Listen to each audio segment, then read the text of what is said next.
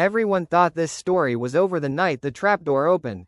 A convicted killer. A final sentence. A state that believed justice had finally been served. But nearly 30 years later, investigators quietly reopened a cold case, and what they found rewrote everything. Because the man they thought they understood wasn't just driven by revenge. He'd been hunting long before anyone was watching. And the system that claimed to stop him may have actually helped him disappear in plain sight. And once you see how many warning signs were ignored, the real question isn't why it happened, it's how it was ever allowed to happen at all. The morning started wrong, and it never recovered. He woke up restless, already on edge, and reached for alcohol before the day had even begun. By the time he showed up at his girlfriend's place, he was drinking non-stop, barely listening, barely present. To anyone watching, it looked like another bad day spiraling out of control. But inside his head, something much older was resurfacing. His thoughts kept circling back to one person. A woman from years earlier. Someone who had stood up in court and spoken his name out loud. Someone he believed had ruined his life. At some point that afternoon, he stood up, walked into the kitchen, and grabbed a knife. No argument, no announcement, just a quiet decision that said everything. Then he left. His next stop wasn't about revenge yet. It was about control. He went to see a friend, pushed boundaries, tested how far he could go. When she shut him down and forced him back, he walked away, but the rejection only fed what was already boiling. That's when the day took its final turn. He got into his car and headed toward a place tied to a memory he had never let die. A quiet neighborhood, a familiar house, and as he drove, the anger that had followed him for years finally found a direction. Because this wasn't impulsive anymore. This was a return, and what he carried with him wasn't just a weapon, it was a grudge that had been waiting for years to be settled. Years earlier, in that same quiet neighborhood, everything had begun. She was outside, doing yard work, thinking it was just another ordinary day. Inside the house, her baby slept peacefully. Then a man stepped onto her property holding a knife. He didn't rush. He didn't shout. He made it clear he was in control. He forced her back inside and told her exactly what would happen if she didn't do what he wanted. The threat wasn't aimed at her. It was aimed at her child. Faced with the unthinkable, she survived the only way she could. But when it was over, she didn't stay silent. She ran to a neighbor's house and called the police. For a long time, nothing happened. The case stalled, the attacker vanished, and it seemed like the system had failed her. Until years later, when she saw his face again, this time under bright lights, standing in a lineup.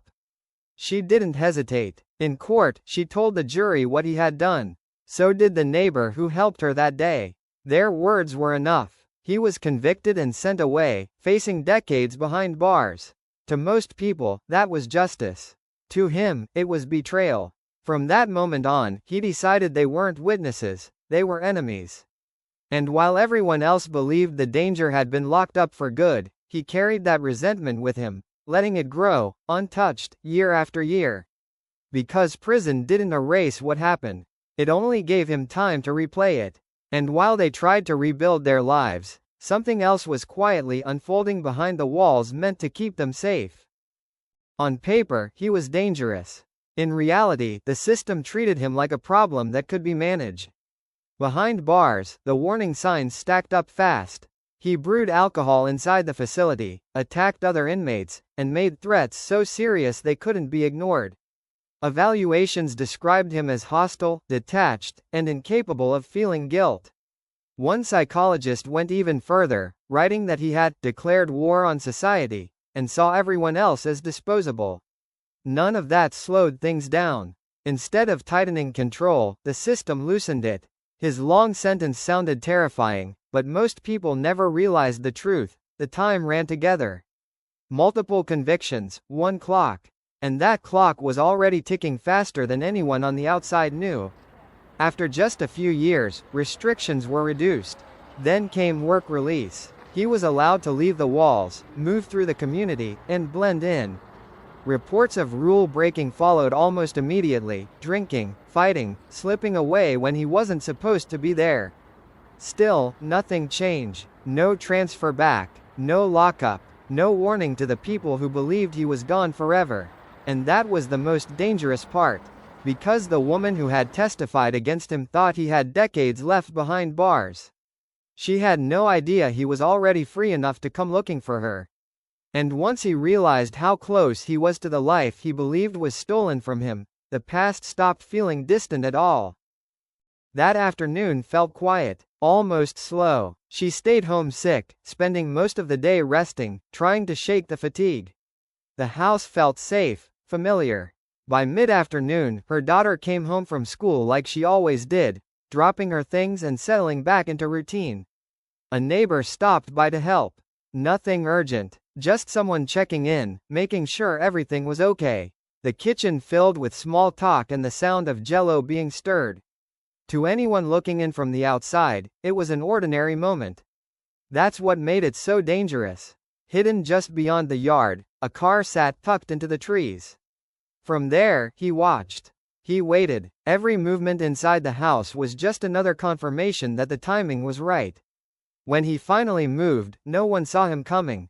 He slipped through the property quietly, using fences and bushes for cover, closing the distance step by step. Inside, the routine continued, unaware that the past had already crossed the threshold. By the time anyone realized something was wrong, it was already too late. What followed wasn't chaos. It was controlled, deliberate, and when it was over, 3 lives were gone, each one connected by a decision made years earlier. The house fell silent again, but this time, nothing inside it would ever move. And when police stepped into that silence, they immediately understood one thing: this wasn't random. Police arrived expecting a break-in. What they found told a different story. There were no signs of panic, no overturned furniture, no rushed escape. The violence was focused, intentional, and personal. Whoever did this didn't stumble in by chance. He knew exactly where he was going and who he was there for. It didn't take long for one detail to stand out. This house had a history. Years earlier, the same woman had survived an attack here. Same layout, same threat, same name tied to it. And as detectives pieced together the timeline, that name kept resurfacing no matter which direction they turned. Neighbors mentioned a red car hidden near the woods. Others recalled someone moving through yards earlier that afternoon, watching, waiting. Then came the eyewitness, a child from next door who described a man slipping through the bushes with a large kitchen knife in his hand. The description fit too well. Within days, investigators were no longer asking who could have done this. They were asking how he had ever been allowed this close again. Evidence began to stack up, each piece tightening the focus. Jewelry left behind, items taken, a trail that led straight back to someone who should never have been free. But even as the case seemed airtight, there was a problem buried beneath the surface. A detail that never made it into the courtroom. And once a story like this takes hold, those missing pieces don't slow it down, they disappear. Because by the time this went to trial, the image of a man hunting his victims in broad daylight was already impossible to erase. When the trial began, the picture the state painted was relentless. Witness after witness placed him on a path that led straight to that house. The drinking, the knife, the behavior earlier that day that showed exactly where his head was. Neighbors described the car hidden near the woods. A child testified about seeing a man with a large kitchen knife moving through the bushes in the middle of the afternoon. And through all of it, he said nothing. He didn't take the stand. He didn't react to the testimony. Even when the jury was shown graphic images from inside the house, he sat motionless, staring ahead, as if none of it touched him. That silence became part of the case, a blank space the jury filled on its own. His attorneys tried to push back, arguing that investigators had locked onto him too quickly and ignored other possibilities. They pointed to inconsistencies, to details that hadn't been fully disclosed. But by then, the story felt complete. The jury wasn't looking for doubt, they were looking for closure. It didn't take long. The verdict came back guilty on all counts. And when it came time for sentencing, the decision was even clearer. This wasn't a case for leniency. The punishment handed down was the one very few ever received, the kind that was meant to be final. Even his own family didn't fight it. His mother spoke publicly, saying she loved her son, but believed the outcome was inevitable. In her words, she never expected his life to end any other way. And for a moment, it seemed like everyone agreed. But death row has a way of stretching time, and this story was far from finished. Death row didn't change him. It only slowed everything down. For more than a decade, he filed appeal after appeal, arguing the process, the punishment, the method. Each one was reviewed, each one was denied, the verdict held, the sentence stayed, and time kept moving forward without him. Eventually, the state made the decision for him. When the date arrived, he refused to cooperate. Guards had to force him from his cell, restraining him as he resisted in small, deliberate ways, anything to delay what he knew was coming. Even then, there was no remorse, no final confession, no attempt to explain himself. Just silence. Shortly after midnight, it was over. The state carried out the sentence, and within minutes, he was pronounced dead. The paperwork was filed. The case was closed. To the public, it was the end of a long, horrific chapter. Justice had been served, or so it seemed, because while his name faded from headlines and memories, a piece of evidence from decades earlier sat untouched, waiting for a future that could finally read it.